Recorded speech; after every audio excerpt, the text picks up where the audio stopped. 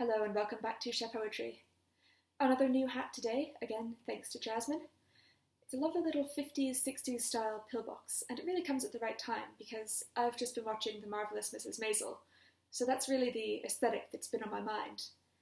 The other thing that's been very much on my mind has been, how did people back then keep their hats on their heads? These hats feel very precarious. It feels like if I so much as stepped out the door, the slightest breath of wind would just take it right off. Of course, I live in St. John's, so the idea of a slight breath of wind might mean something different here than everywhere else.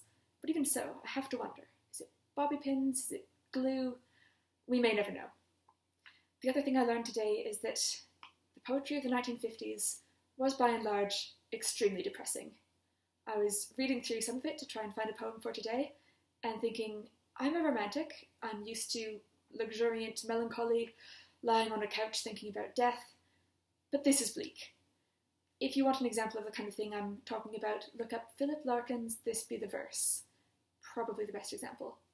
I did find one eventually that suited my sad poem sensibilities a bit more, and fell more on the side of sad than depressing in my estimation. Of course, I realise that that estimation is subjective, and the line between sad and depressing falls somewhere different for everybody, so I hope that I've chosen well. This is Not Waving But Drowning by Stevie Smith. Nobody heard him, the dead man, but still he lay moaning. I was much further out than you thought, and not waving but drowning. Poor chap, he always loved larking, and now he's dead. It must have been too cold for him, his heart gave way, they said. Oh no, no, no, it was too cold always, still the dead one lay moaning.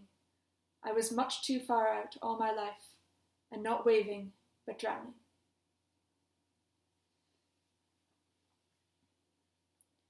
Thank you to all of you for joining me. Thank you to Stevie Smith. Please do come back for the next one.